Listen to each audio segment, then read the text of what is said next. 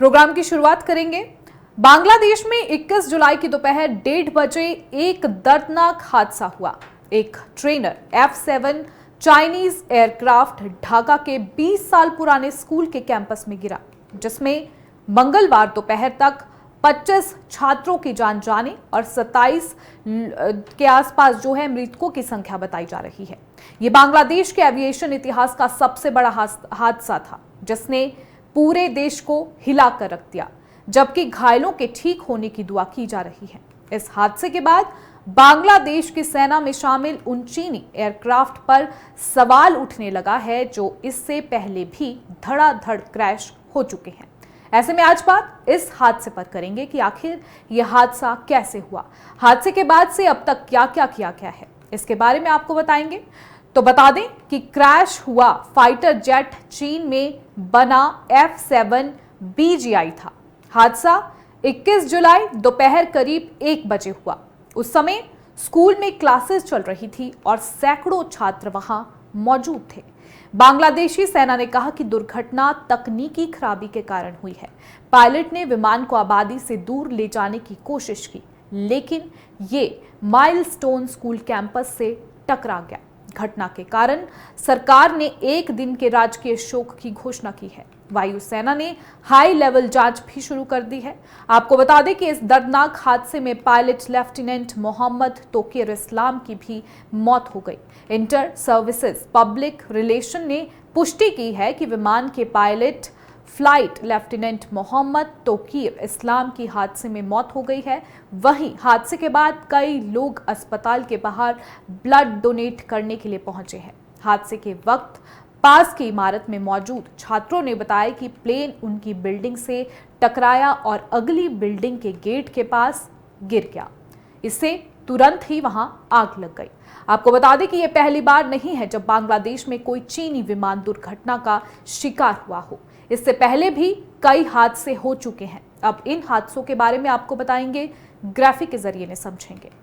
तो बता दें कि 1992 से लेकर अब तक की अगर बात करें तो बांग्लादेश वायुसेना के कम से कम 27 यानी 27 विमान फाइटर जेट हादसे के शिकार हो चुके हैं।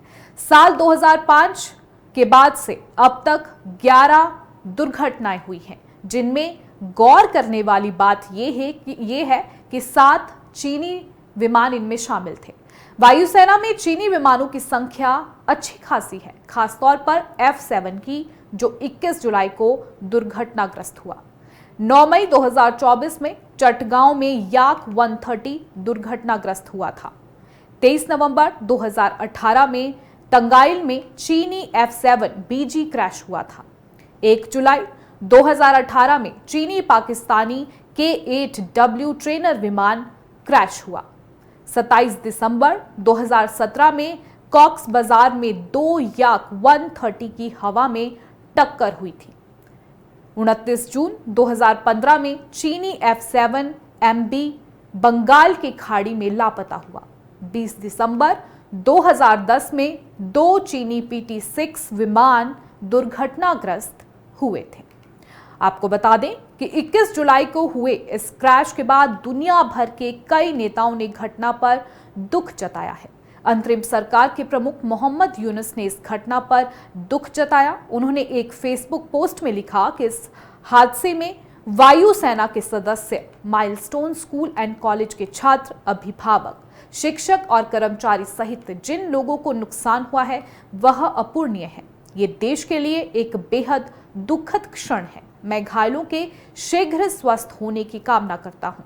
वहीं भारत के प्रधानमंत्री नरेंद्र मोदी ने कहा है कि भारत जान माल के नुकसान से गहरा स्तब्ध और दुखी है। उन्होंने हर संभव सहायता देने का आश्वासन दिया। आपको बता दें कि बांग्लादेश में 1984 के बाद ये सबसे घातक दुर्घटना थी। 21 जुलाई की जेट दुर्घटना 1984 के बाद बांग्लादेश में हुई सबसे घातक दुर्घटना रही है। 1984 में चटगांव से ढाका के लिए उड़ान भरने वाला एक यात्री जेट विमान तूफान के दौरान दुर्घटनाग्रस्त हो गया था, जिसमें सवार सभी 49 लोग मारे।